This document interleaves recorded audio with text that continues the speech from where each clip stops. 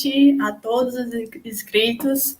Estamos começando ao vivo a semana de mini-cursos pré-terceiro COAP. O COAP, que é de 2 acadêmicos de enfermagem bem conhecidos de vocês, o João Vitor e o Ivo Salles, que traz essa novidade, que é uma semana toda de mini-cursos com temas variados, palestrantes incríveis, cada mini-curso, ministrado por outro acadêmico ou algum outro profissional que vocês vão saber daqui a pouco. Antes de apresentar os convidados e dar as informações, tem um videozinho para passar para vocês para esquentar a noite de hoje.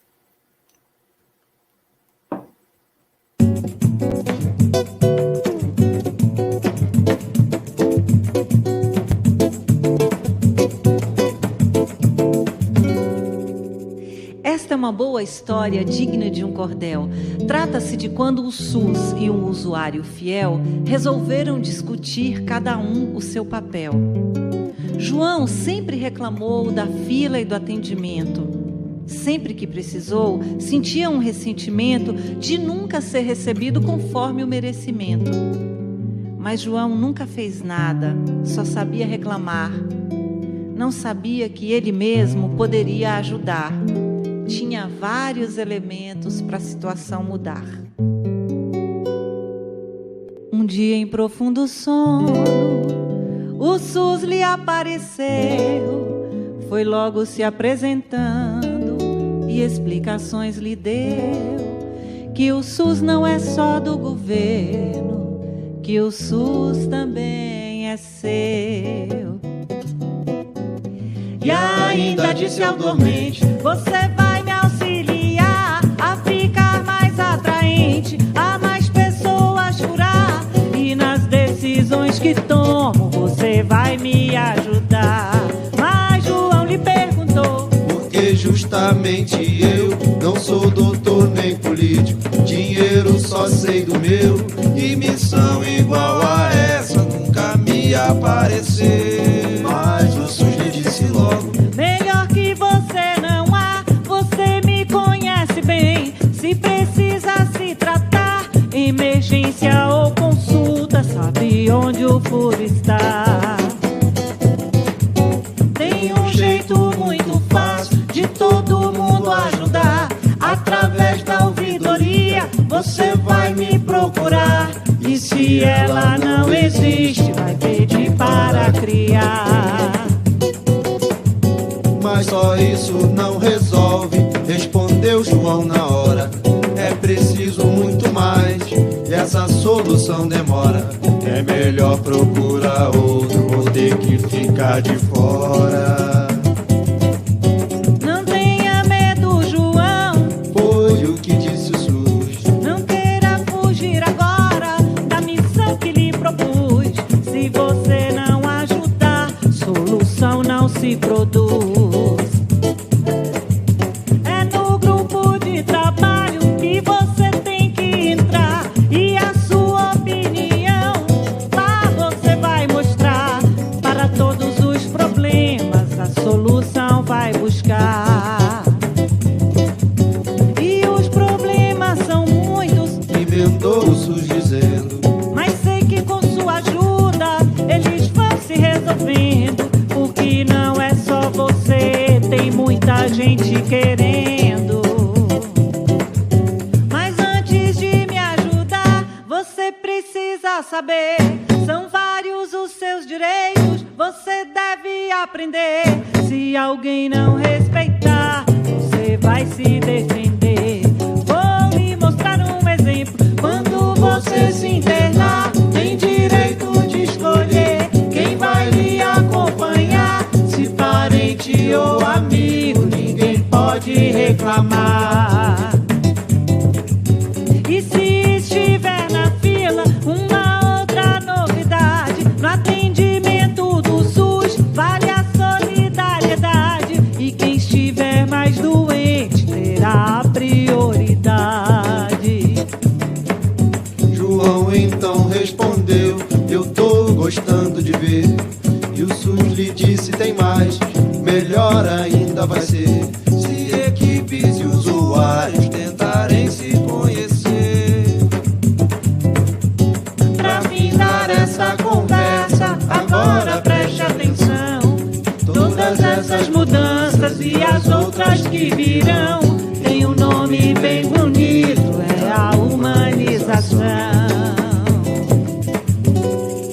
Então João acordou, quase sem acreditar, mas estava decidido, não custa nada tentar. Se o SUS pediu ajuda, todo mundo tem que dar.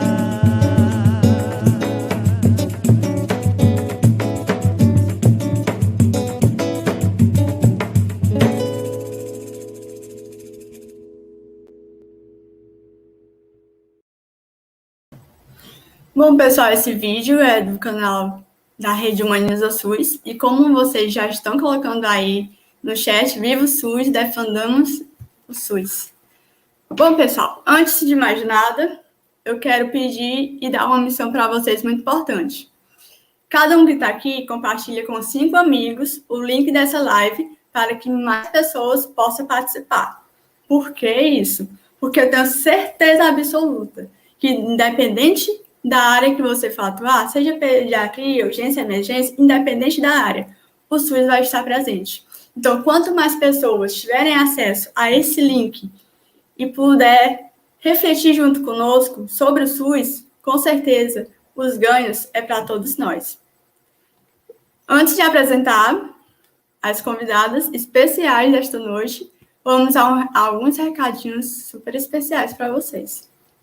Enquanto eu vou dando os recados, compartilhem com os amigos. Estamos colocando no grupo do trabalho, no grupo da faculdade, para que todo mundo possa participar hoje. Bom, pessoal, como eu disse no início, essa semana de minicursos é um evento pré-terceiro COAP, que é o curso online de atualização das práticas de enfermagem, idealizado pelos acadêmicos de enfermagem João Vitor e Ivo Salles, que é 100% online e gratuito. Ele ocorrerá na próxima semana, falta exatamente uma semana, dia 26 a 30 de julho. E esse evento tem um apoio institucional da Unilab, que é uma universidade bastante importante também. Mas qual é a diferença desse COAP para as 2 edições anteriores? É justamente essa semana de minicursos. E cada minicurso são 5 horas. Então, além do evento, que vai ser 20 horas, você pode fazer 4 minicursos e ter mais 20 horas. Ao todo, 40 horas. Para quem melhor, meu povo? Então, qual é o cronograma dessa semana? Hoje, começamos aqui em ponto, 19 horas, dia 19/7, uma segunda-feira, para falar sobre impactos da pandemia com e sem o SUS, reflexões sobre desafios e estímulos. Amanhã, na terça-feira, teremos assistência de enfermagem a paciente grave com Covid-19. Quarta-feira, dia 21/7, teremos suporte básico de vida no paciente adulto. E fechando a semana aí com chave de ouro, temos um mini curso sobre o tema pré-natal, parto e puerpério. E qual é o cronograma oficial? Daqui a uma semana, o que é que vocês vão encontrar? Teremos também uma semana cheia de aulas com grandes profissionais, com grandes temas, e temos aqui, começando segunda-feira, dia 26, com lesão por pressão e a prática de enfermagem. O que a enfermagem pode fazer? Na terça-feira, dia 27, teremos Desvendando o Código de Ética da Enfermagem. No dia 28, Importância das tecnologias na promoção de saúde na enfermagem. No penúltimo dia, dia 29, teremos Intubação na emergência. O que a enfermagem precisa saber. E na sexta-feira, finalizando toda essa semana aí incrível, teremos eventos adversos com a administração de medicamentos. Então, juntando a semana de minicurso com um evento, é uma grande oportunidade para tanto profissionais, quanto técnicos de enfermagem, quanto acadêmicos também, crescer em diversos temas na sua profissão. E quem somos nós, né? São 4 minicursos, como eu disse, cada um será guiado por alguém específico. Temos aí a enfermeira Monalisa Arcanjo, que vai tratar sobre suporte básico de vida. Temos @de olho da Enfer, que é da nossa amiga Vitória Regina, que vai trazer sobre os cuidados ao paciente adulto com Covid. Temos @EnferFriend, o Marcelo, que trará sobre parto, puerpério. E hoje, é óbvio, estou aqui eu, Lígia Ribeiro, representando a página @QueridoSUS. E o que é o Querido SUS? Eu, antes de mais nada, me apresentar. Eu sou Lígia Ribeiro, sou acadêmica de enfermagem da Universidade Estadual Vale do Acaral, UVA, onde eu faço parte do Laboratório de Pesquisa Social, Educação Transformadora e Saúde Coletiva, LabSUS, e sou a idealizadora da página do Instagram, @QueridoSUS. Por que eu criei o Querido SUS? Na faculdade, desde o segundo semestre, eu tive um módulo que foi Atenção Básica à Saúde, que eu me encantei profundamente com o SUS.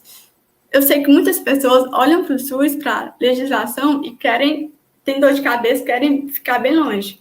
Mas, graças a Deus, desde o segundo semestre da faculdade, hoje eu estou no 7º, eu tenho essa paixão pelo SUS. Então, foi uma forma extra que eu encontrei para compartilhar questões de concurso, sobre a história do SUS e todo o contexto que rodeia ele, para desmistificar muitos mitos que tem na sociedade e também, é óbvio, juntando tudo isso, eu pretendo gerar uma maior valorização do Sistema Único de Saúde. Como nós vamos ver hoje, tem um impacto gigantesco em todas as épocas e agora mais do que nunca. E é com muita honra e felicidade que eu chamo as convidadas de hoje para subir ao palco desta noite, a professora Letícia Rachel e a professora Vanessa Farias, e também que trouxeram um convidado, o Adriano, só para vocês saberem um pouquinho sobre ela. A professora Letícia Rachel é enfermeira, especialista em gestão de sistemas e serviços de saúde, especialista em enfermagem clínico-cirúrgica, especialista em educação profissional na área da saúde e enfermagem e atualmente é coordenadora da Vigilância em Saúde de Sobral, Ceará. A professora Vanessa Farias é enfermeira também, especialista em gestão de sistemas e serviços de saúde, mestre em saúde da família e atualmente está na gestão da vigilância epidemiológica do município de Sobral, Ceará. O Adriano, convidado delas, também faz parte da vigilância epidemiológica de Sobral, Ceará. Sejam muito bem-vindas, professores.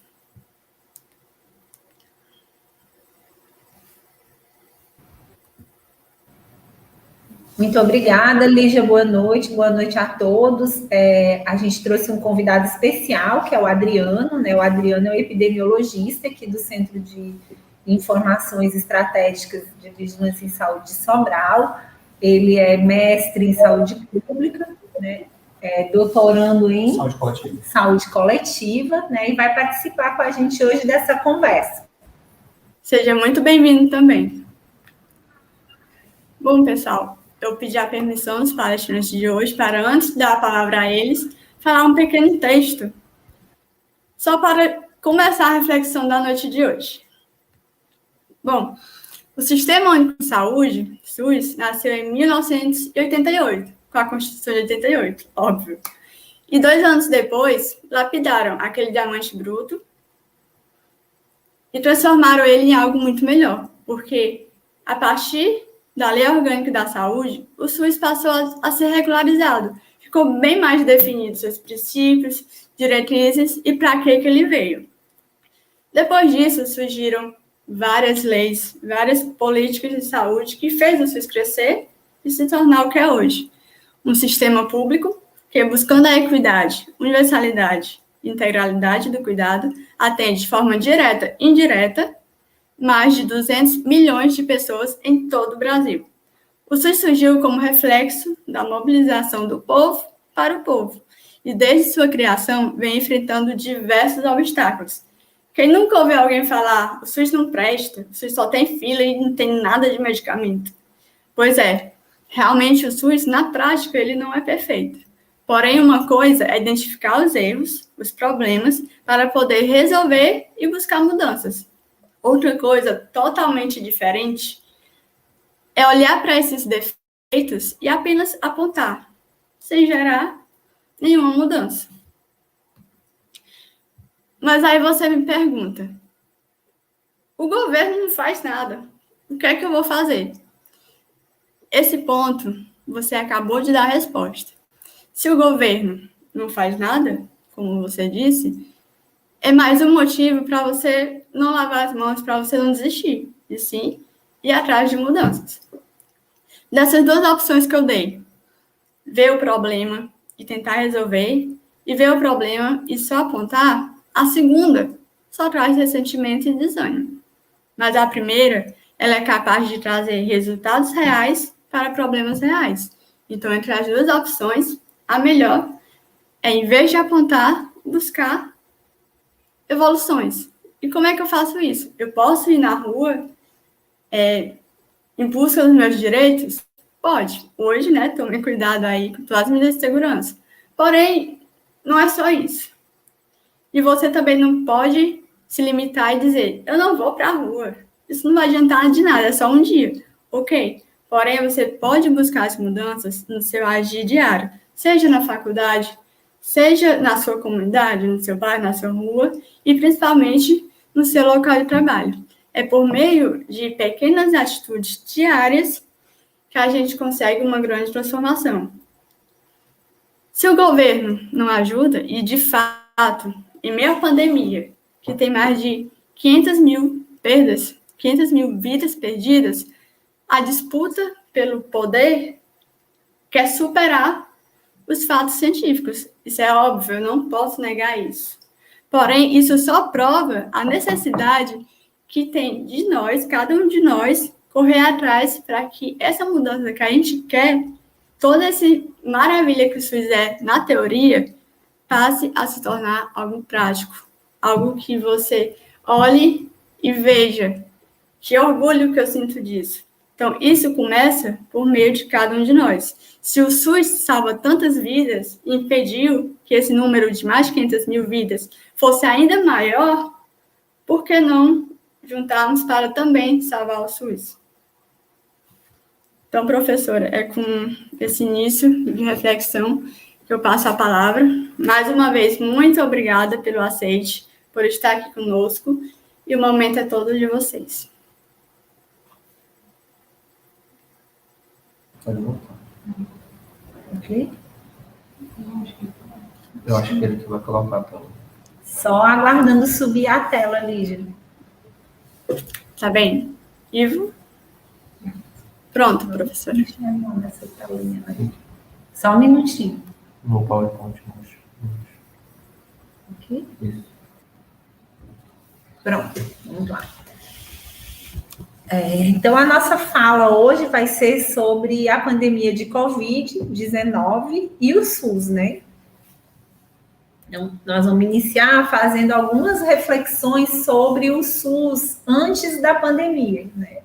Antes da pandemia, quando a gente ia no Google e botava lá SUS, saúde pública, o que você encontrava era só charges ruins, né?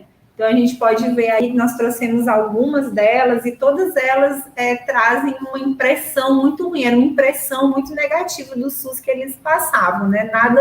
Nada do positivo, de tudo aquilo que o SUS sempre foi, somente o negativo, as filas, a dificuldade de financiamento, a demora na assistência, né? Muitas queixas de não ser atendido, de chegar de madrugada, né, nos atendimentos, e de fato não ser atendido. Isso é porque a gente via muitas reclamações, elogios eram muito poucos, né? E aí, então, agora, né, durante a pandemia, na verdade, a pandemia não terminou, né? Quando a gente vai lá e coloca a palavra SUS, a gente já encontra uma outra realidade, né? Parece que começou a haver um entendimento de que o SUS é necessário, né? De que ele precisa estar presente para que a gente consiga fazer saúde, né? Então, hoje, quando a gente busca na mídia, o SUS, a gente já enxerga outras coisas, outra opinião, outra visão, outro comportamento, né? embora ele ainda tenha fragilidades, né, é o que a gente vê hoje, né, nesses locais. Então, a gente vai ver, 61% dos brasileiros querem o SUS no combate à pandemia e não a rede privada. É o SUS contra o coronavírus, defende o SUS, surgiram vários movimentos de defesa do SUS, para que a gente pudesse fortalecer o SUS e aí, então, combater a pandemia com mais justiça. Né? Ele ganhou uma visibilidade positiva, né? Trazendo o que tem de bom, que as pessoas não enxergavam, né? Achavam que naqueles momentos em que eles precisavam, que as pessoas, nós somos imediatistas, a gente quer uma resposta de imediato. Então, quando eles não conseguiam, era isso que aparecia, era isso que era mostrado para a população. E realmente, tudo que a gente faz, se a gente em algum momento tem uma fragilidade, né, o que vai contar vai ser essa fragilidade, né? O que você fez de positivo, muitas vezes é esquecido. E isso é o que acontecia com o SUS, né? E agora, diante da pandemia, da necessidade de um sistema de saúde, né, que trabalhe a equidade, né, que chegue a todos, né? Então, isso favoreceu, né? Isso traz pontos positivos. Então, a gente pode iniciar também fazendo algumas reflexões, né, sobre o SUS. Quantas vezes você já utilizou o Sistema Único de Saúde? O que eu entendo por SUS? Até onde ele vai? O que eu penso dele? O SUS é só o serviço de saúde? É só aquele atendimento na unidade de saúde? É só o hospital? Qual é o meu entendimento de SUS? Preciso que a gente perceba que o SUS é muito maior do que isso tudo, né? Que quando eu vou comprar uma água mineral, o SUS está lá na água mineral através da vigilância sanitária. Quando eu compro um medicamento, ele está lá. Na qualidade da água tem SUS, porque hoje a gente tem a vigilância ambiental também, né? A gente tem a vigilância nutricional, que é SUS. Então, o SUS, ele é muito amplo, muito grande, ele vai para muito além, né, de somente o serviço de saúde, a unidade de saúde, o atendimento médico, o atendimento de enfermeiro, é muito maior do que isso tudo. Né? E aí a gente poderia até também trazer outros pensamentos. Quando você utilizou os serviços de saúde do SUS, você conseguiu ser atendido? Né? Quantos de nós já precisou usar? Né? Eu sempre costumo fazer uma fala assim, quando uma pessoa vem de fora do país e está lá em Jijoca, por exemplo, lá em Jericoacoara, e ela sofre um acidente, quem socorre ela? Quem socorre essa pessoa? Para onde ela vai? Quando ela vai embora, alguém apresenta uma fatura para ela pagar? Não, né? A gente mesmo, se agora, por acaso, tiver um pico febril, uma suspeita de Covid, uma suspeita de dengue, se eu for para a UPA. Então, o SUS é muito grandioso. Quando eu utilizei o SUS, será que eu resolvi meu problema? Quantos de nós resolveu o problema no SUS? Já pensou se nós tivéssemos que pagar por cada vacina do calendário básico de vacinação? Será que nós teríamos condições de pagar por cada vacina, BCG, hepatite B, penta, rota? Se a gente tivesse que pagar por cada procedimento realizado, se a gente imaginar dentro da unidade de saúde, cada procedimento que a gente realiza, a gente entra na unidade, verifica a pressão, a glicemia. Então, assim, já pensou se a gente fosse pagar por cada procedimento desse, que é realizado em cada cidadão, né, na unidade? Será que a gente se dá conta que quando vai na unidade e sai de lá com a prescrição do antitérmico, com a prescrição do antibiótico, eu passo na farmácia e recebo esse medicamento? E quando eu sou atendida no meu plano de saúde, eu passo na farmácia e recebo o meu medicamento? Então, para a gente ter noção da dimensão do SUS. E agora mesmo na pandemia, como nós vamos ir conversando ao longo dessa noite, né? Quantas pessoas foram internadas? Quantos tinham plano? Quantos poderiam talvez pagar um internamento na rede privada e foram atendidos pelo SUS? Tivemos fragilidades? Temos, com certeza. Mas vamos reconhecer o tamanho do nosso SUS. Muito grande. E aí vamos fazer um pequeno resumo assim do que aconteceu com o SUS nessa pandemia, né? Então, essa pandemia ela forçou adaptações em todos os setores, né? Todo mundo teve que se adaptar, né? A saúde pública ela teve grandes alterações, né? Foram muitos os processos que foram alterados, né? O papel do SUS, ele foi fundamental, ele é fundamental para evitar uma catástrofe ainda maior, né? Emergencialmente, o ano passado, quando a pandemia começou, o que foi que a gente fez? Expandiu leitos, capacitou equipes, mudou processos de trabalho, fez uma gestão focada no recurso e nos insumos para garantir que essa assistência chegasse para cada paciente. Um pouquinho de notícia. E aí, dentro desse contexto ainda da pandemia, a vigilância em saúde em si, e especificamente direcionada à epidemiologia, teve uma visibilidade muito grande, né? Porque é a vigilância que está ali fazendo essa coleta de dados, essas informações, a transparência dessas informações, a publicação do que está acontecendo. Então, assim, a vigilância tem uma visibilidade muito grande e um fortalecimento dentro desse processo no SUS, né? E isso a gente tem que levar em conta, né? O quanto a vigilância em saúde, ela se potencializou. Vigilância sanitária, o papel da vigilância sanitária é fundamental nesse processo de fiscalização mesmo, de orientação, educação da população, de orientar os serviços, de como proceder, né? Foi algo novo que as pessoas tiveram que se adaptar, não só as pessoas, quando eu falo cidadãos, como profissionais. Para os profissionais também foi muito difícil, né? Estar diante de uma situação inesperada, repentina e algo muito novo, né? Os profissionais não tinham conhecimento de como tratar, não tinham a previsão de como ia ser, como nós ainda não temos, como vai ser esse desfecho, né? Esperamos que seja da melhor forma, mas todo mundo teve que se adaptar a essa realidade, né? E o SUS, ele mostrou o potencial que ele tem, né? E aí também dentro dele ele trouxe consigo a vigilância em saúde. E eu acho que é importante a gente comentar nessa fala, dentro do que a Letícia traz, dessa mudança, e dentro da vigilância, o próprio contexto da epidemiologia nesse processo. Então, assim, a epidemiologia ela se tornou algo do cotidiano, das casas. Todo mundo hoje sabe que é uma média móvel, sabe que é uma curva, sabe óbitos, média de móvel. Acompanha o gráfico, sabe que o gráfico, como é que ele sobe, quando ele desce, quando é que a curva está estável, quando não está. Então, assim, o achatamento. Então, assim, tem um linguajar novo que a pandemia trouxe, numa perspectiva que antes era de uma disciplina específica dentro de um curso específico, de alguns grupos, né, específicos, dependendo da tecnologia, mas isso se torna cotidiano, de todas as casas, de todas as pessoas, né?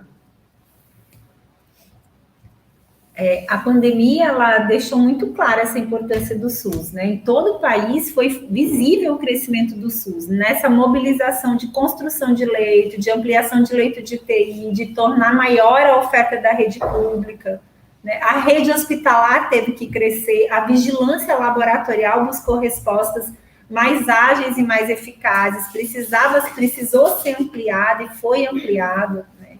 A vigilância epidemiológica, como os meninos já falaram, implementou ações de monitoramento e avaliação, foram criados centros operacionais estratégicos, o corpo clínico da rede hospitalar teve que ser aumentado. Quando você amplia leito, você também precisa aumentar o corpo clínico, né? A vigilância sanitária foi essencial, a atenção primária precisou rever seus processos de trabalho, precisou se rever como é que ela ia trabalhar dentro de uma questão da necessidade de isolamento, de diminuição da mobilidade social, de não aglomeração. Então, o SUS ele precisou viver tudo isso, para mostrar para a sociedade o quanto ele é importante. E aí, dentro desse contexto aí da atenção primária, a gente lembrar que a atenção primária ela é a porta de entrada. Então, ela tinha que estar bem estruturada, né? Ela tinha que estar preparada para receber esses pacientes, essas pessoas sintomáticas, né? E saber, e ter um fluxo bem definido dentro da unidade para evitar a contaminação dos demais. E dentro desse processo de trabalho com esses pacientes sintomáticos respiratórios, né, exigiu algo que já pode ser trabalhado para outros agravos, que é a questão do monitoramento e rastreamento dos contatos, né? A gente tem uma definição de contatos para pacientes suspeitos de COVID, que é diferente dos contatos de pacientes de tuberculose, assim como tem a diferenciação dos contatos de pacientes de hanseníase. Eu tenho um que é intradomiciliar, eu tenho um que é respiratório também, mas que não tem a mesma especificidade dos pacientes de contato, das pessoas contatos de pacientes suspeitos de COVID. Então, assim, trouxe deu um start, né, para que a gente abrangesse mais o olhar em relação a esse rastreamento dos contatos, não só no contexto da COVID, mas de todos os outros agravos, né, que cada um tem uma especificidade, né, e aí também a gente lembrando da questão do sarampo, que também tem os seus contatos e tem uma forma diferente da gente fazer esse rastreamento. E isso é importante para que a gente mantenha esse olhar. Então, assim, há algo positivo também que a gente pode tirar desse processo que a gente vem vivenciando na saúde pública. É preciso, então, que a gente também veja um pouco dos números dessa pandemia, né? Então, para a gente entender aí, nós trouxemos essa figura que é da CNN, um artigo da CNN, que fala sobre a situação nacional dos leitos de UTI por região. Ele faz um comparativo entre fevereiro de 2020 e janeiro de 2020, somando o SUS e o privado, e na outra coluna somente o SUS. E aí nós vamos entender como foi a variação da quantidade de leitos de UTI ampliado para poder atender todo mundo. Vejam aí, no Brasil todo, na região norte, né, mais de 700 leitos, uma ampliação de 700 leitos. Na região nordeste, 2.517 leitos, e aí eu estou olhando só para a coluna somente SUS, né? Na região sudeste, 4.301 leitos, na região sul, 1.800, e na região centro-oeste, 763 leitos. Né? Para a gente entender o impacto da pandemia no SUS. Se a gente for para a rede privada, nós vamos ver também que houve um aumento importante, sim, de leitos de UTI. Né? A gente vê a região norte, né, a região nordeste, sudeste, região sul, região centro-oeste, em todas as regiões houve essa preocupação em aumentar leitos para poder garantir o atendimento às pessoas. Esse, então, é só um gráfico, um comparativo, né, entre SUS e privado. E aí, então, a gente precisa entender um pouquinho como foi, o que isso significou do ano passado para cá. A gente vai ver 345 milhões de EPI para profissionais de saúde dos estados, né? Foram disponibilizados pelo Ministério da Saúde. Isso é um documento, uma fonte da Casa Civil, certo? O governo brasileiro contratou mais de 5.700 médicos para atuar no enfrentamento à Covid, 120 milhões para investimentos em infraestrutura, 27 laboratórios centrais de saúde pública, né, os LACENs de todo o estado e do Distrito Federal. Em parceria com o Senai, foram entregues aos estados mais de 2.000 ventiladores pulmonares recuperados, disponibilizados mais de 17.000 ventiladores pulmonares. Em agosto de 2020, através de uma MP, começou a destinar recursos para aquisição de vacina, embora elas não tenham acontecido, mas houve um movimento para que isso acontecesse. Em dezembro de 2020, o governo federal, então, ele apresentou o Plano Nacional de Operacionalização da Vacina contra a Covid, autorizou um crédito extraordinário de 20 bilhões para vacinação. Em 9 de março, mais 18 milhões de doses de vacina contra a Covid foram distribuídas pelo Ministério da Saúde a estados e municípios. Lembrando que aqui no nosso estado, a primeira dose de vacina chegou no dia 18 de janeiro, né? E aí a gente iniciou, então, essa vacinação. Ontem foram 6 meses da primeira dose de vacina, né? O Brasil já firmou contrato de aquisição de doses que soma até o final de 2021 mais de 562 milhões de doses de vacina. É claro que a gente poderia aqui entrar numa outra discussão da questão de vacina, mas não é o caso, né? Nós vamos apresentar aqui números do que foi feito números que se apresentaram durante a pandemia. O programa Vigiar SUS, ele trouxe 1,1 bilhão de reais destinado para aumentar a capacidade das vigilâncias, né, da vigilância alerta e resposta do SUS no enfrentamento à Covid. E a Vanessa e o Adriano podem falar um pouquinho sobre isso. Vai. Não, assim, o programa Vigiar SUS, dada essa grande visibilidade em relação à epidemiologia, em relação à vigilância, né, que a gente teve que implementar nos processos nas unidades de saúde, nos hospitais, o próprio Ministério ele cria essa estratégia, que na verdade é um programa que é macro, que existem outros critérios, outros que fazem parte, como no caso dos núcleos hospitalares de epidemiologia, os próprios centros de informação estratégica de vigilância, né, que eles trazem essa questão de fortalecer, né, e trazer realmente uma resposta rápida para as ações de agravos, notificações, né, no caso, principalmente os desastres, que essas equipes do CIEDS, elas acabam acompanhando 24 horas por dia, e outras estratégias que o Vigiar SUS, ele também comporta, né? Ele surgiu pela necessidade, né, de respostas rápidas diante de emergências em saúde pública. Então, assim, a pandemia também trouxe isso, né? Então, assim, não é algo que vai ser passageiro. Os NHS, né, que são os núcleos hospitalares de epidemiologia, eles vieram para ficar. Os centros de informações estratégicas de vigilância em saúde, aí eles estão em processo de implantação, né, de criação, mas também eles vêm para ficar e fortalecer a questão desse rastreamento, a identificação desses agravos o quanto antes, e a questão realmente da resposta a essas emergências em saúde pública. Aí falando um pouquinho de vigilância, né, não tinha como a gente não falar de vigilância, já que a gente vive isso o tempo todo, nós trouxemos algumas coisas que são essenciais, e vigilância, ela é a essência do SUS, né?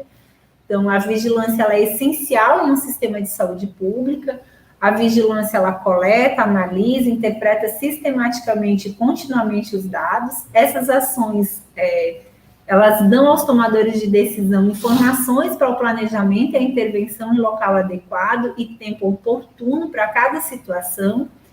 E a adoção de múltiplos mecanismos de vigilância garante uma ampla cobertura, porque a gente tem que entender que cada caso perdido pode levar a uma cadeia de transmissão que pode ser difícil de ser contida posteriormente.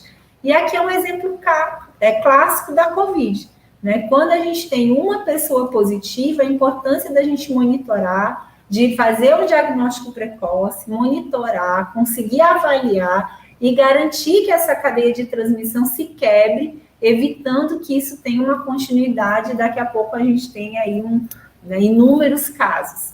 Então, esse seria um caso, a gente poderia aqui trazer outros, nós estamos falando da pandemia, a gente podia falar de dengue, né, Vanessa? Exato. E de muitos outros. E aí, assim, para o contexto do Covid, né? Uma coisa que acho que eu não sei se é uma dificuldade, mas assim, as pessoas têm uma dificuldade do entendimento, do isolamento e da quarentena. As pessoas que eu falo são os cidadãos mesmo, as pessoas leigas, que não são da área da saúde, que são aquelas pessoas que estão ali vulneráveis e acabam sendo pessoas infectadas, né? Quando elas recebem o diagnóstico de Covid, algumas aceitam, né, tranquilamente, seguir o isolamento, mas a boa parte deles, eles não aceitam muito bem esse processo do isolamento, porque eles não compreendem, né? Principalmente quando a gente passa para o rastreamento de contatos, né? Porque se eu tenho um caso suspeito, aquele ali que está suspeito, ele passou a ser suspeito porque ele teve início de sintomas. Então, ele entrou numa definição de síndrome gripal. Então, ali eu estou com caso suspeito de Covid. E aí eu vou contar desde o início do primeiro dia de sintomas, né, até o 10º dia. Então, ali é o meu período de transmissibilidade dessa pessoa. Então, no 10º dia, ele vai passar por uma avaliação médica, da equipe de enfermagem, que aí vai ver se houve recidiva, né, desses sintomas respiratórios, e se ele está com 24 horas sem febre, sem uso de antitérmico. E aí ele recebe alta, se ele estiver dentro desses critérios. Mas a pessoa que é contato dele, a gente conta do último dia do contato que essa pessoa teve com o suspeito, e aí a gente vai contar 14 dias. Aí as pessoas não entendem por que que não estou doente, que não tenho sintoma nenhum, preciso ficar 14 dias, enquanto que quem está com o sintoma, está doente, fica por menos dias. As pessoas não entendem essa questão do período de incubação, que tem um período de incubação que pode variar de 0 a 14 dias. E aí, assim, para a gente explicar, né, e as pessoas entenderem, compreenderem e seguirem a quarentena é muito difícil. Então, isso, a gente vem tentando fazer com que as pessoas entendam esse processo, né, que a importância de se manter essa quarentena é fazer essa quebra de transmissão que a Letícia falou, e é importante que as pessoas sigam essas orientações, e é importante que os profissionais também compreendam, né, compreendam esse processo, é importante que os profissionais estejam a todo tempo se atualizando, né, a vigilância, ela é algo muito dinâmico. Hoje a gente se programa, hoje a gente está programado, nós vamos trabalhar Covid, encerrar casos, fazer monitoramento, quando de repente chega aqui um monte de casos de dengue. Então, se tudo que a gente programou, a gente acaba não fazendo. Então, assim, é muito dinâmico.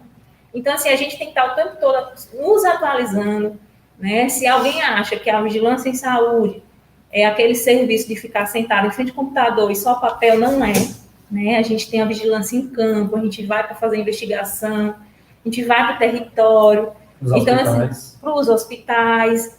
Então, assim, é bem dinâmico e é importante que as pessoas compreendam esse processo de quebra de transmissão de cada agravo, né? A gente sabe realmente como é que é a transmissão, qual o período de incubação, por que é esse período de quarentena, né? E a população precisa contribuir. A gente só vai ter êxito quando a população realmente compreender a importância desse isolamento e dessa quarentena. E aí, assim, né, ouvindo a Vanessa aqui pensando, vigilância é SUS. Né? Quando alguém entra na rede privada, se eu vou num consultório particular e eu estou com sintomas de Covid, quando esse médico solicita o exame, ele notifica, quem passa a vigiar essa pessoa é a vigilância em saúde, é o SUS que passa a fazer esse acompanhamento, porque esse médico, ele manda para casa, né? Embora ele possa fazer algum monitoramento, a pessoa pode acionar ele por WhatsApp, então a vigilância real, ela acontece via SUS. Então, a vigilância, ela é SUS. E aí foi nesse momento de pandemia que ela mais apareceu, que ela mais se fortaleceu. Né? Exatamente. A gente não esquece e nem pode falar da importância da rede complementar, né? Porque o SUS precisa de aliado, né? A gente sabe, a gente teve momentos que não tinha como a gente dar conta, muita gente adoecendo, embora com esse aumento de leitos que vocês viram aí, contratação de profissionais, não só médicos, né, principalmente enfermeiros, técnicos de enfermagem, né, para a gente abrir um leito de UTI, a gente precisa de fisioterapeuta, a gente precisa de serviços gerais, né, a gente precisa de uma equipe multi, uma rede toda, né, e para cada paciente, muitos insumos, e a gente precisa de apoio, a gente que eu falo, nós enquanto SUS, representantes do SUS, e a rede complementar, ela é muito importante, mas o SUS só, ele não conseguiria, né, como é que eu posso dizer, ele não conseguiria passar por esse momento sem apoio da rede complementar, e nem a rede complementar conseguiria sem o SUS, né, porque, como eu disse, tem a parte da fiscalização, que é toda SUS, né, essas aglomerações que acontecem, né, estabelecimentos que estão recebendo as pessoas e não estão seguindo as medidas sanitárias, né, essas orientações, então tudo isso é SUS. E o SUS, a riqueza maior é a parte científica, né, as pesquisas, o estudo, né, então assim, tudo está ligado ao SUS, né. Só para vocês terem uma noção, assim agora, durante a pandemia, né, cada vez que uma pessoa foi a uma farmácia e pagou um exame, um RT-PCR, um suave rápido, um teste antígeno, né, aquela pessoa ela foi notificada e foi informado para a vigilância epidemiológica que o fulano de tal fez o exame tal e que ele foi positivo ou negativo. Se ele foi positivo, abria toda uma cadeia de vigilância. Se negativo, encerrava ali, né. Nos hospitais, eles diariamente mandavam planilhas para a gente poder acompanhar os internamentos. Isso pode ser, ou tanto foram os hospitais privados, como os filantrópicos, como os hospitais de Estado ou SUS. Diariamente, eles informavam o número de testes realizados, o número de positivo e negativo, o número de internamentos, quem estava na UTI, quem não estava, e depois, com o advento da vacina, inclusive, dizendo quem tinha recebido vacina e quem não tinha, estava ali internado, para que a gente pudesse traçar um perfil dessas pessoas, né, que vai de encontro com isso que a Vanessa disse, dessa importância científica do SUS. E só complementar um pouco dessa fala da Letícia, desse momento mesmo que a gente vivenciou, é importante a gente frisar nesse avanço tecnológico e informacional que a gente vivenciou, né? Até antes desse processo da pandemia, nós tínhamos sistemas que não eram tão integrados, se nós pensarmos assim, né? Existiam algumas plataformas, tipo a própria do IntegraSUS do Estado, que consolidavam dados, né? Mas hoje a gente tem uma plataforma nacional, que é o SUS Notifica, que ela, querendo ou não, ela deu um boom nessa discussão de vigilância, de controle e monitoramento, porque dentro do sistema a gente tem desde o processo inicial, que é esse que a Letícia falou, que a pessoa vai lá na farmácia, faz o exame porque está com suspeita, até o processo do monitoramento dos contatos que ela teve. Então, assim, é interessante a gente reforçar isso, porque vivenciaremos muito mais avanços tecnológicos frente a isso. Então, assim, a própria integração dos laboratórios, que hoje o LACEN, existe uma plataforma da HAL que tem uma perspectiva pela nova portaria da Rede Nacional de Dados em Saúde, de integrar todos os dados que tem na saúde. Então, assim, a gente vivenciará uma integração, uma construção de banco de dados, que é o Big Data que nós temos falado, muito gigante. Então, assim, essa perspectiva provém por conta da pandemia, né? Essa ideia da Rede Nacional de Saúde, ela já vinha sendo pensada, né? Vinha sendo trabalhada muito lentamente. E com a pandemia, teve um processo de aceleração gigantesco, né? E é isso que o Adriano está dizendo, que vai facilitar demais, porque todas as informações serão em rede, né? Então, assim, a integração entre vigilância sanitária, atenção primária, né? Atenção secundária, terciária, né? Isso aí vai ser algo palpável, né? De fato.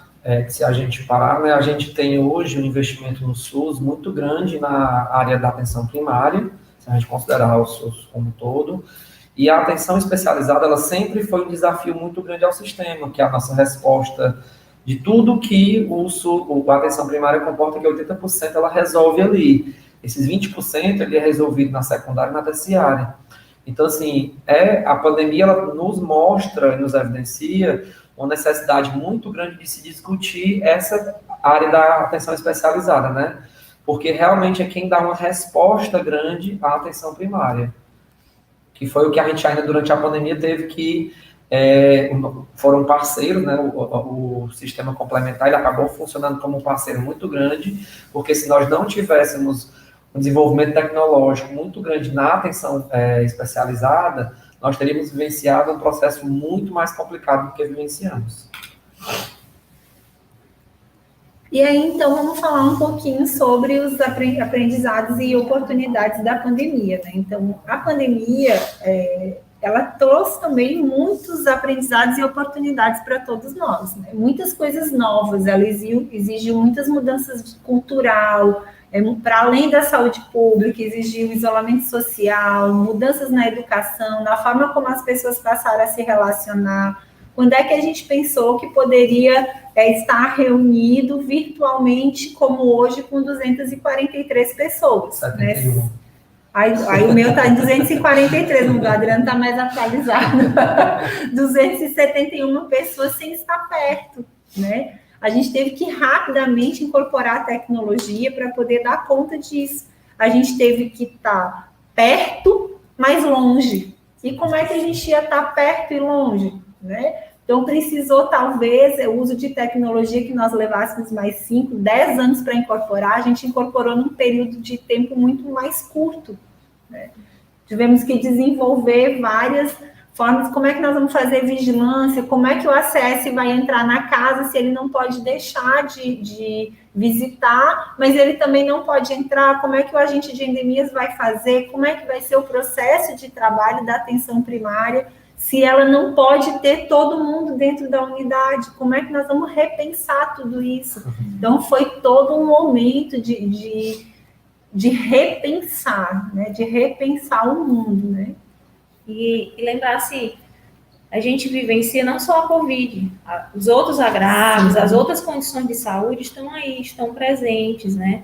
E como é que a gente pode garantir a continuidade do cuidado a essas pessoas, evitar que os processos de agudização aconteçam com mais recorrência, se as pessoas têm receio de ir às unidades, porque as unidades estão superlotadas de pacientes com sintomas respiratórios, né? Então, assim, de fato, foi uma readaptação. Os hospitais tendo que separar setores, ter um fluxo definido, criar, né, espaços que não se tinha. Então, assim, foi uma mudança muito rápida e a gente ainda sente que mesmo após um ano, ainda estamos caminhando para essa mudança, temos profissionais ainda se adaptando a esse processo, né? A gente sabe que algumas pessoas têm dificuldade nesse processo de tecnologia, ainda mais quando é imposta desse jeito, né? Tudo agora tem que ser mais rápido. Às vezes, aqui em Sobral não, mas em Fortaleza as pessoas recebiam mensagem era pelo WhatsApp para vacinar, para como é que estava o monitoramento. Aqui, algumas pessoas mandam mensagem, mas era diferente, né? Eles usavam um sistemazinho, o boot, né? Que ia fazendo um robozinho. E aqui não, são as pessoas mesmo mandando mensagem, ligando, né? Então, assim, cada município teve que se adaptar, né, a essa situação. Municípios menores, com menos recursos, como é que eles se adaptaram, né? Cada um foi vendo o que poderia ser feito. E aí, lembrando de uma fala da Letícia, que ela falou dos centros, né?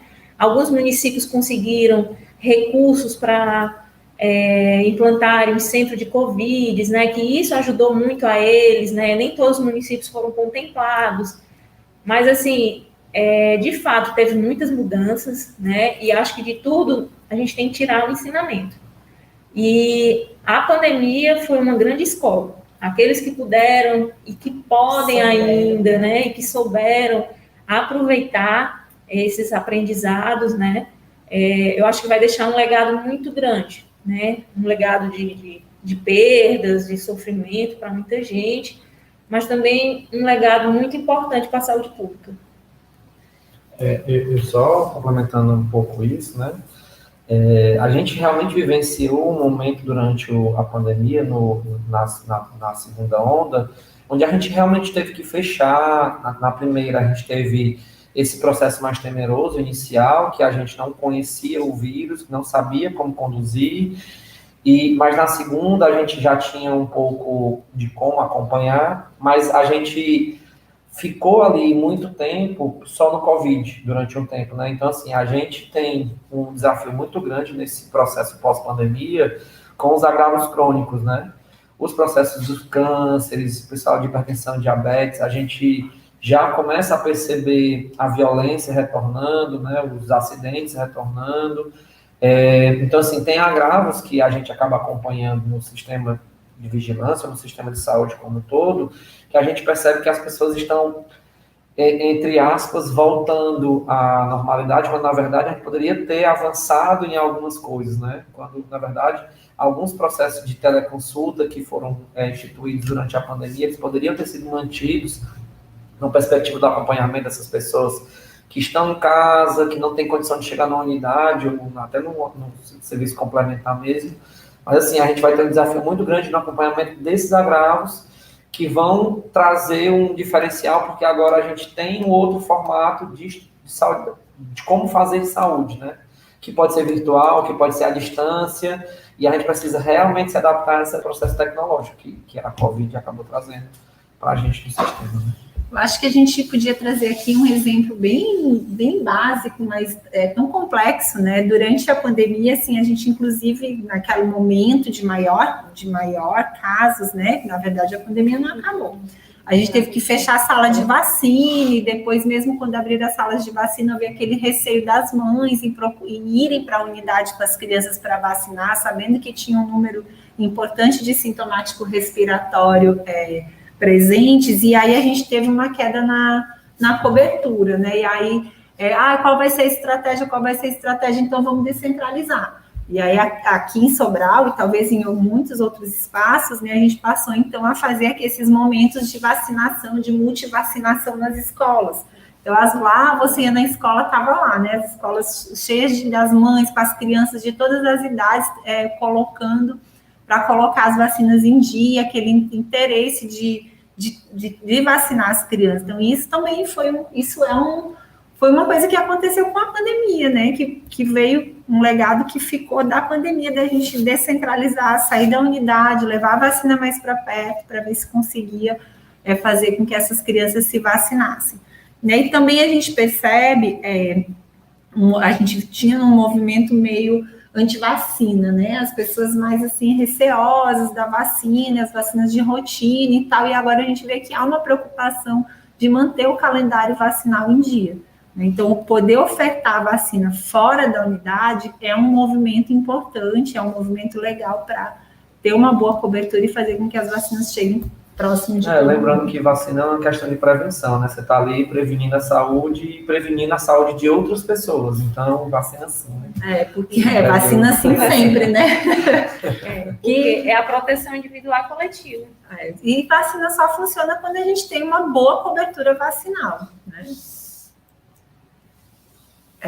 O Luiz Santini, que é um médico pesquisador da Fiocruz, ele diz que nessa pandemia aprendemos que o Sistema Único de Saúde brasileiro é resiliente, né? Apesar de todas as dificuldades, é um sistema que tem dado respostas. Respostas talvez aquém do que seria possível se tivesse uma melhor estrutura, se tivesse um financiamento mais adequado, uma cooperação maior entre os diversos entes governamentais e a própria sociedade. Mas é necessário reconhecer essa capacidade, essa resiliência que o SUS tem. Realmente, se a gente tivesse um SUS com financiamento adequado, nesse momento nós teríamos dado respostas muito maiores para toda a população, né? A gente reconhece que o SUS ele tem um financiamento muito pequeno para o que ele realmente, para o que ele atende, para o que ele representa, para o que ele é. Né, fazer saúde pública num país do tamanho do Brasil é muito grande, precisa compromisso, né? E ele já vem subfinanciado há muito tempo, não é de agora, desde a criação, né? Não é de agora, e isso precisa ser revisto. Acho que ficou mais do que antes, né? Mais do que nunca ficou visto isso, e a gente podia trazer um pouco aqui aquela história da EC 95, talvez algum lembre, que congelou esses recursos por 20 anos. Então, imagina aí a gente com um salário congelado por 20 anos, o que é que a gente vai fazer, né? Então, isso precisa urgentemente ser revisto. O financiamento do SUS não tem condições de permanecer do jeito que está. Quem tiver curiosidade de conhecer um pouquinho dos valores do SUS, vai no Google, digita SIGTAP, SIGTAP, e vai na tabela única do SUS. Aí lá vai procurar hemograma completo, R$ 2,15, raio-x, R$ 18, para vocês entenderem como é que a gente faz saúde com esses valores. Né?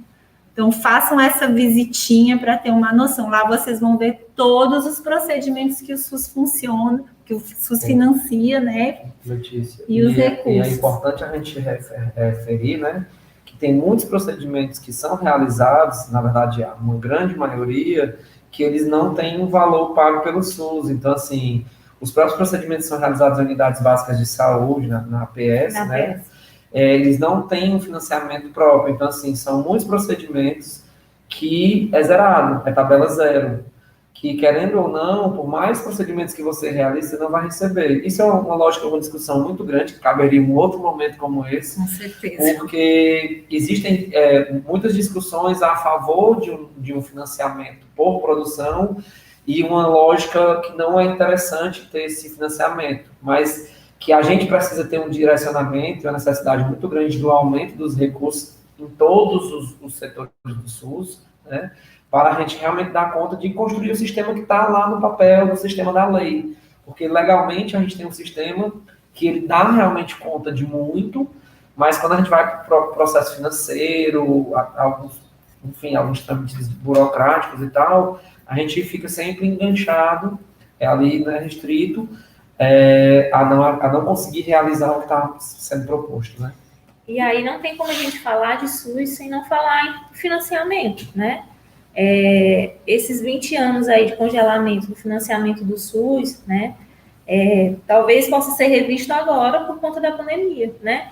Quantos milhões teve que ser investido em um ano, né? Para que o SUS pudesse dar a resposta necessária diante de uma emergência em saúde pública, né?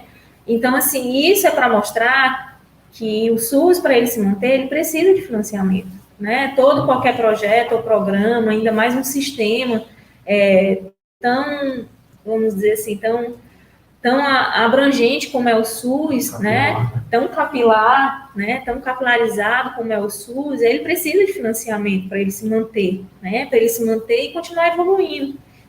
Como é que nós vamos evoluir enquanto em sistemas, em tecnologia, se a gente não pode investir em estudos, em pesquisas, né? Se a cada ano a gente tem corte aí para as pesquisas, né? Corte das bolsas de estudos, né? Então, a gente precisa ter profissionais bem formados, profissionais qualificados, profissionais com visões de pesquisa, para que possa dar respostas em situações como essa. E aí, assim, toda vez que fala em financiamento, é sempre importante a gente lembrar, né, toda vez que o país entra em crise, a primeira coisa que eles fazem é um corte na saúde, né, corta ali a saúde, a educação, segura o recurso, que é para ver se consegue segurar a crise, mas toda vez que a gente tem uma crise econômica, que também é uma crise financeira, que também é uma crise social, as pessoas passam a depender mais do SUS. Porque a primeira coisa que elas deixam de pagar é seus planos de saúde. E quando eu deixo de pagar o meu plano de saúde, eu passo a depender mais do SUS. Eu já tenho o SUS na minha vida o tempo inteiro, mas naquele momento ali eu passo a depender mais do SUS. Então é um momento em que a gente deveria fortalecer mais o SUS, e não é o que acontece. E agora, nesse momento que a gente vem vivendo aí uma grande crise econômica, uma grande crise financeira, social, então a gente ainda tem esse cenário, certo? E o que esperar, né, pós-pandemia, diante desse cenário econômico, né, o que vai ser? Será que tudo que foi investido, será que a gente vai conseguir manter, né, esses equipamentos que foram comprados, que vão precisar de manutenção posteriormente? Será que a gente vai ter recurso para isso, né? Alguns questionamentos, umas reflexões que a gente precisa fazer, né? Vocês mesmo, né, como acadêmicos e em breve profissionais, né, aqueles que têm interesse em seguir como pesquisador, como é que vocês veem esse cenário atual, né? O que é que vocês esperam? Então, são coisas que a gente tem que parar e pensar. Também dentro dos aprendizados e oportunidades da pandemia, é importante a gente ver que 3 princípios do SUS foram testados e fortalecidos, né? Nós tivemos o fortalecimento da universalidade, mais do que nunca o SUS foi universal, né? Ele esteve presente para todo mundo. Acho que ele nunca foi tão universal como nessa pandemia. E aí tem uma fala do Alto Comissariado das Nações Unidas para Refugiados que cabe muito bem nessa nossa situação, né? Que ele diz que estamos todos conectados, não importa onde vivamos, não importa quem somos, o vírus ele não conhece religião, etnia nem fronteiras. Todas as pessoas, especialmente os mais vulneráveis, incluindo os refugiados, solicitantes de refúgios e apátridas, devem ter acesso aos serviços de saúde. E esse foi um momento em que o SUS foi muito universal. Ele esteve presente para todo mundo. Ele sai, né, da pandemia mais fortalecido, a sua universalidade mais fortalecida e mais reconhecida, né? Quando se precisou de leito de UTI, ninguém perguntou de onde era, com o que tinha, como vinha, qual hospital, não tinha isso, né? Era nacional, na verdade. Dava entrada se precisasse fazer o teste, se precisasse entrar pela unidade, pela atenção primária, no hospital, na UTI, os leitos estavam lá para todos, então foi um momento muito universal. Ele também teve a integralidade testada, né? Porque um vírus, né, que possui como sintomas principais os de uma gripe, mas que evolui para situações graves, que elevou a preocupação da população, que rapidamente recorreu à unidade de pronto atendimento, mesmo sem possuir o quadro clínico, mais do que nunca ele testou a integralidade. A gente precisou ter uma APS fortalecida, uma atenção especializada fortalecida, uma atenção secundária, uma atenção terciária. E uma vigilância robusta. E uma vigilância muito robusta. Né? E querendo ou não, a gente teve um processo de intersetorialidade muito grande para dar conta desse processo, se a gente pensar, né? A gente teve que sentar com os colegas da saúde complementar, teve que sentar com os colegas que trabalhavam a planejar o processo de outras secretarias, de outros da educação, da saúde, da ação social, mas também sentar com as pessoas da saúde que eram da rede privada, os consultórios, para assim, tentar planejar como é que a gente dá conta de uma resposta totalmente rápida, uma ação de vigilância, mas que comportava todos os setores que estariam ali presentes, né? Desde o próprio, no caso daqui de Sobral, né, nas reuniões que a gente tinha ao início, a Letícia acho que pode falar um pouco mais, né? Que todas as secretarias da prefeitura estavam todas juntas, unidas no processo, e traziam também a sociedade civil como um todo, né? Os mais vulneráveis e tal, enfim. Eu acho que a gente pode também aqui falar, a gente fala muito de hospital, de UTI, a gente pode falar um pouco da importância da rede de saúde mental nesse momento, né? Porque todos nós tivemos um impacto na nossa saúde mental muito grande com a pandemia, né? E aí também, nesse momento, a rede de atenção à saúde como um todo teve que funcionar muito bem.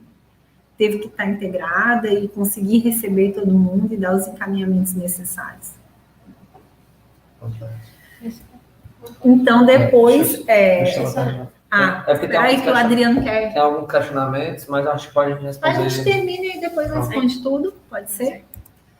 E aí, então, o pilar da equidade, né? Então, equidade, tratar desigual os desiguais, ou tratar igual os iguais, e aí vai dependendo de como a gente quer olhar, né? E aí tem um textinho que diz que, dentro das limitações impostas, pequenos reflexos de uma política de justiça social podem ser encontrados ao priorizar casos urgentes e ao descentralizar o sistema público de saúde, fazendo com que a assistência médica saia dos grandes polos brasileiros e chegue a pelo menos uma parcela da população vulnerável. Então, isso também foi um fato que aconteceu, a gente conseguiu descentralizar, né, esse atendimento para o maior número possível, né, de necessidades, e aí também a equidade se fez presente durante toda essa pandemia. Do jeito que você estava falando, eu só estava lembrando de, tipo assim, a gente teve que vivenciar alguns processos críticos para fazer com que a equidade realmente acontecesse. Então, assim, nos processos que aconteceram em Manaus, quando aconteceu lá no Amapá, tipo assim, coisas extremas nos trouxeram a necessidade de visualizar o princípio da equidade de uma forma para, tipo assim, chegar oxigênio, chegar leito, chegar profissional. Então, assim, a gente conseguiu dar conta do princípio, mas, infelizmente, por conta de uma ação extrema, assim, um acontecimento extremo. Mas o princípio acabou sendo oportunizado, né? Mas ainda assim saímos fortalecidos. É claro que a gente não podemos ser cegos, né? Nem tudo são flores, né? É claro que a gente tem fragilidades, é claro que o SUS tem fragilidades, mas que ele foi fundamental para esse momento, ele foi. E aí, então, encerrando só, antes de abrir aí para os nossos questionamentos, né, a gente trouxe só uma frasezinha, porque o momento duro, né, o momento difícil. Então, quem dera que por descuido houvesse uma pandemia de consciência e empatia. Né? A gente acha que hoje nós estamos precisando é uma pandemia de consciência e empatia. Né? Somente o coletivo tem condição de sair dessa pandemia melhor. Enquanto cada um olhar para o seu próprio umbigo, vai ficar muito difícil. Né? Aí, com a licença aí da Lígia, a gente pode abrir para os questionamentos. Bom, professores, primeiramente, só avisar que no chat tem vários comentários a favor de vocês, a favor do SUS também. Então, desde já, muito obrigada mais uma vez, serei sempre grata. O momento foi incrível. Temos aqui alguns questionamentos, como vocês falaram, o Ivo vai colocar aqui na tela, eu vou ler para vocês responderem. O primeiro, da Ralane Santos. O SUS tem participação no sistema privado de saúde? Se sim, de qual forma?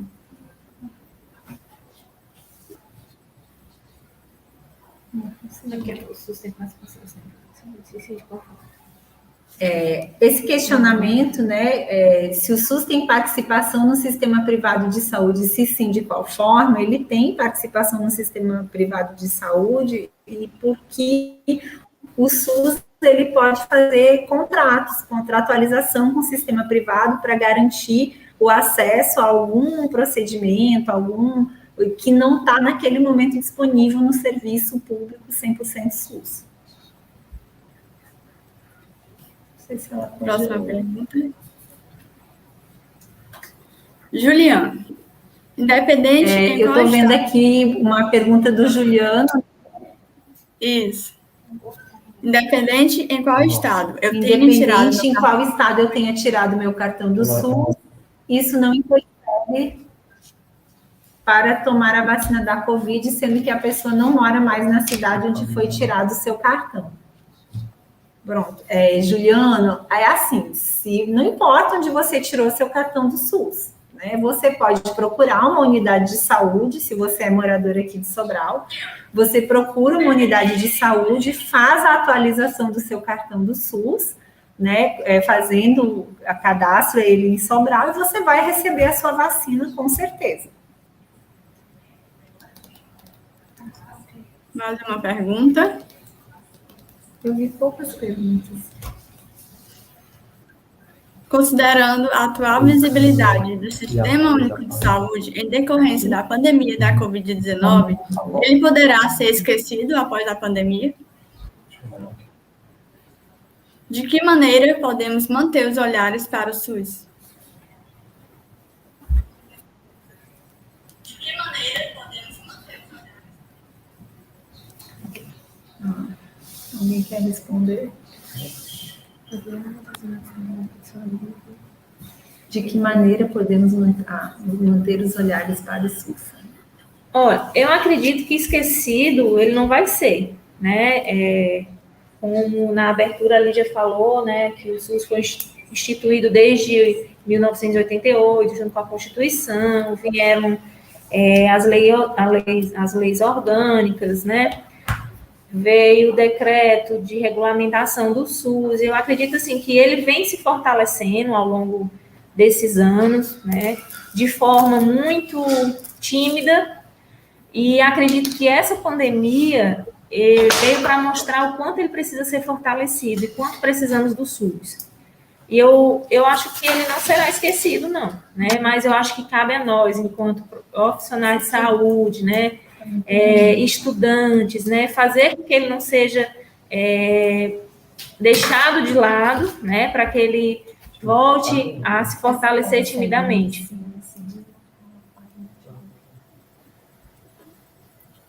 Eu penso também, eu queria acrescentar aqui na fala da Vanessa sobre essa história de manter os olhares para o SUS.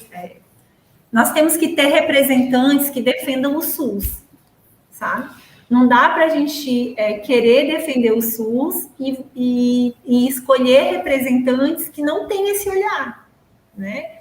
Não dá para escolher o cara que acha que o certo é privatizar, que que o sistema de saúde tem que ser privatizado. Se o que a gente quer é SUS, a nossa linguagem tem que ser SUS. E o que é que nós vamos fazer para ter o SUS? Nós vamos falar de SUS, buscar o SUS, defender o SUS, escolher pessoas que tenham a mesma fala que a gente. Colocar o SUS no cotidiano. Né? Colocar o SUS no cotidiano, lembrar as pessoas que, você comprou aí um chocolate, aí tem SUS, porque a passou pela vigilância sanitária. Né? Você está tomando uma dipirona, aí tem SUS. A sua água Serra Grande tem SUS. Né? Que legal, seu filho nasceu, fez as vacinas no posto de saúde, olha, isso aí é SUS, né? Então, a gente tem que incorporar essa linguagem, fortalecer ela todo dia. Foi na consulta da hipertensão, saiu com seu medicamentozinho, é SUS. A gente tem que escolher pessoas que representam o SUS, que têm os mesmos interesses que a gente. Eu acho que esse é a forma da gente conseguir fazer com que, olha, o SUS é defender o SUS.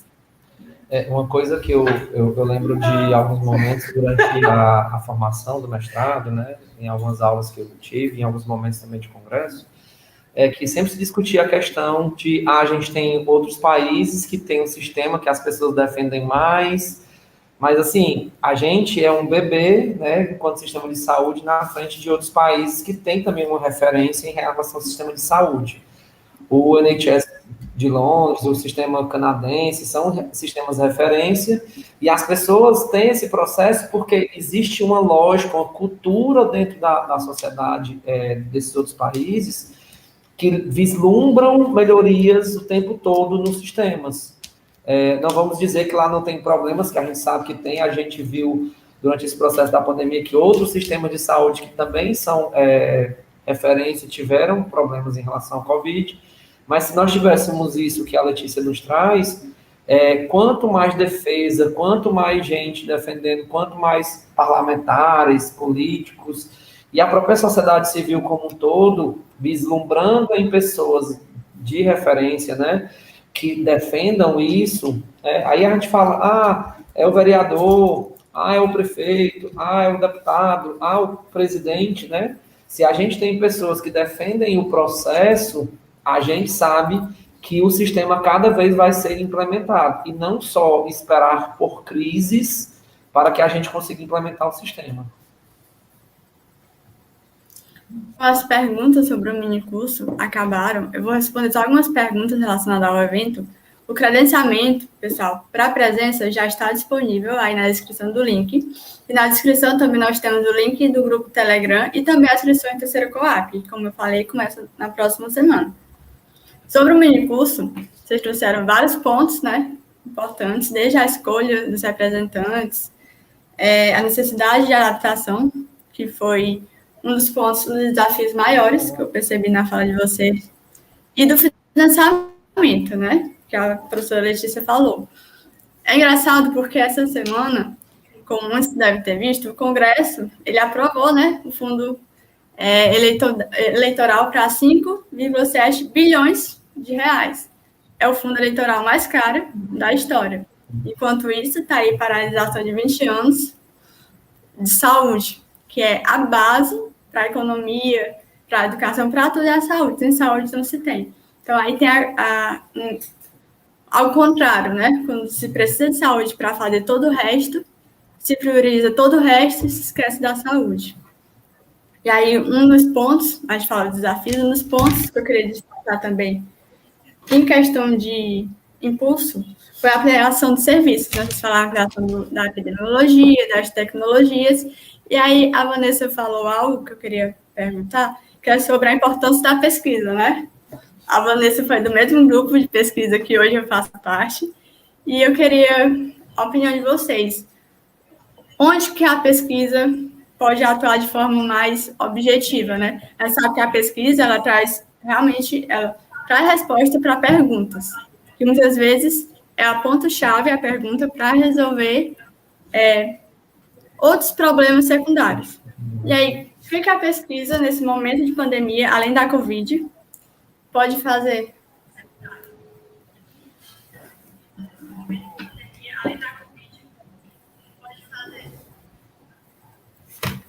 O que a pesquisa pode...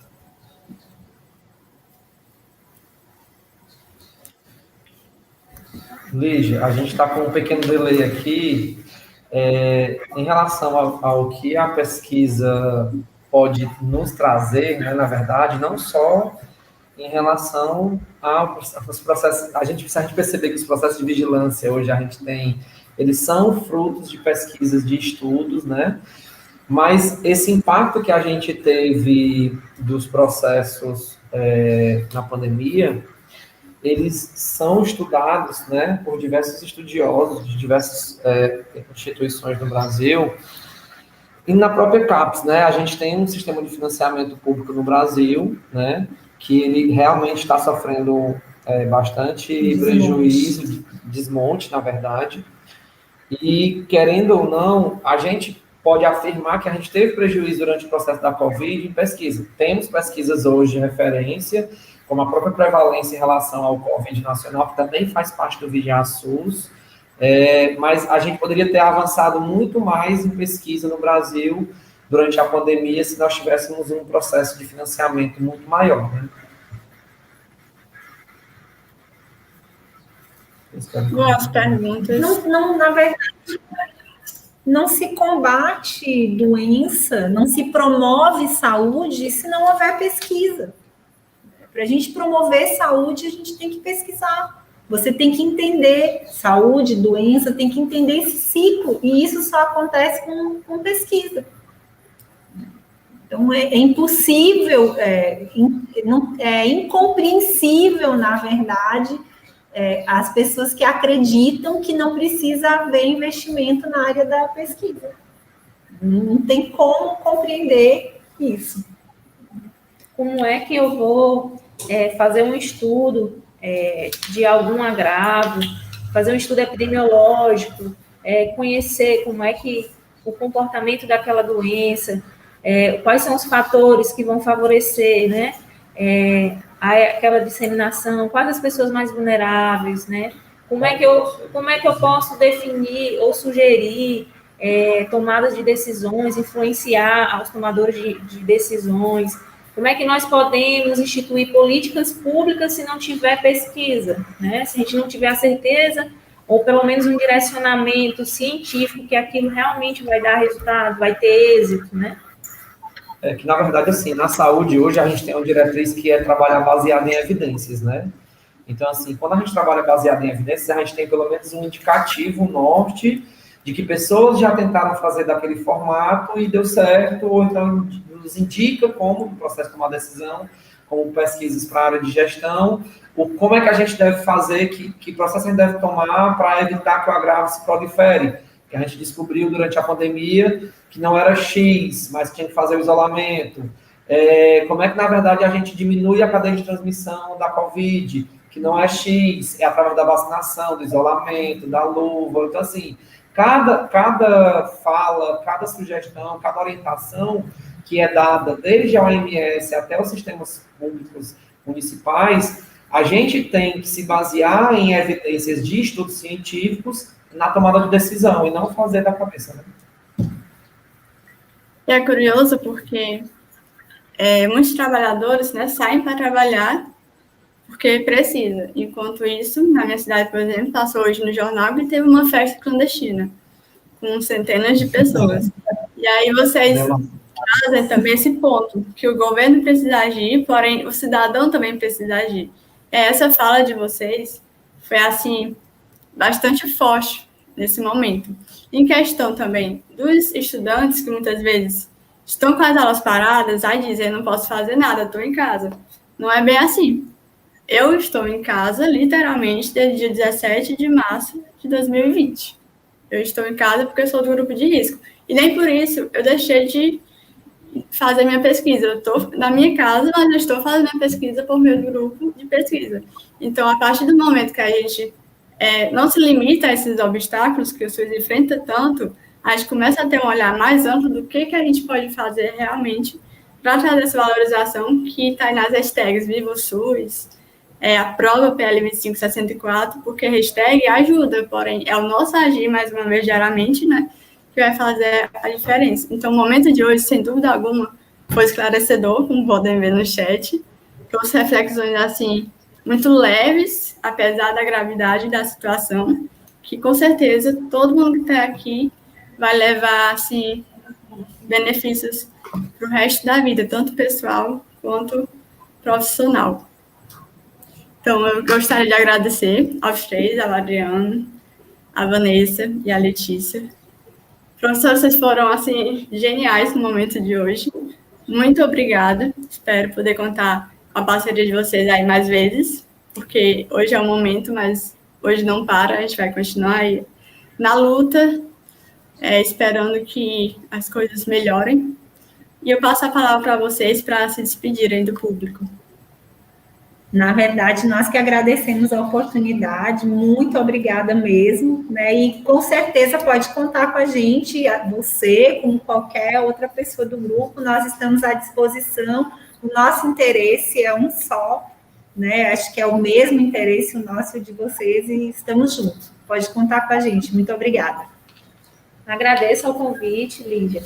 E aí eu só queria reforçar aqui uma fala que a Keliane Abreu colocou em grupo, que é importante defender o SUS, aí no chat, né? É importante defender o SUS em suas diretrizes, em detrimento dos não interesses que perpassam a gestão do SUS no país, mudando a lógica do que de fato é defender o SUS, né?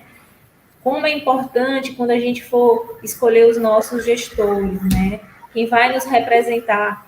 Então, assim, é a gente ter consciência de fato, né? Que isso vai influenciar demais nesse processo de fortalecer o SUS e para nós, enquanto profissionais e defensores do SUS. Muito obrigada e espero realmente que tenhamos deixado uma sementinha aí em vocês, da importância da vigilância, que quando vocês estiverem em internato, não esqueçam de perpassar por esse setor, que é fundamental, em qualquer setor que vocês escolham, se é no secundário, no terciário, na atenção primária, a vigilância ela vai estar nos 3. Então, assim, é importante vocês conhecerem como funciona, ver como é que a gente trabalha, né? A gente está aqui a postos para recebê-los. Eu também queria agradecer, gente, eu fui convidada das convidadas, mas, assim, eu acho que nesse modelo que a gente construiu de ser uma roda de conversa, mesmo que virtual, né, de a gente se complementar nos conhecimentos, eu acho que quando a gente traz para vocês que estão no processo de formação, que já deveriam se sentir profissionais, que eu acho que é importante a gente sempre frisar isso, vocês já são enfermeiros, já são médicos, já são dentistas, já são psicólogos, desde o momento que vocês entram. Então, assim, ter responsabilidade ética na fala, ter responsabilidade também na escolha dos representantes, de qualquer instância que seja, né, desde das questões discentes até a questão da vida mesmo, quando a gente vai fazer um processo eleitoral, e traçar, como a gente trouxe na fala, né, trazer o SUS para o cotidiano, defender o SUS de forma que isso não saia de todas as ações, porque a gente tem SUS no respirar, na água, na comida, né? Pode preparar. Como disseram aqui nos comentários, até para comprar um pacote de sal, o SUS está ali presente. Bom, nós poderíamos tirar um print para marcar. Com certeza. A gente está aglomerado, mas está de máscara, viu? O álcool está bem aqui. Por favor, Igor, tira print, pode ser? Vai. Eu acho que foi. Pessoal, tirem aí o print de vocês. A aula vai ficar gravada até sexta-feira, então vocês podem rever. Marquem os nossos arrobas e coloca aí, por favor. Mais uma vez, na descrição temos os links. Temos os links do grupo Telegram, do credenciamento e do terceiro COAP. A semana de minicursos continua amanhã e nos próximos dias. E compartilhem comigo de vocês para que nos próximos momentos mais pessoas possam participar. Tá aí o arroba das professoras. Eu vou pegar o arroba do Eduardo e colocar no Querido SUS para vocês também marcarem ele nas fotos. E muito obrigada mais uma vez. Como eu disse, sempre serei grata por este momento. E que as coisas melhorem. E muito obrigada também, né, pelo serviço de vocês aí em Sobral, que está tendo destaque. Obrigada, pessoal. Tchau, pessoal.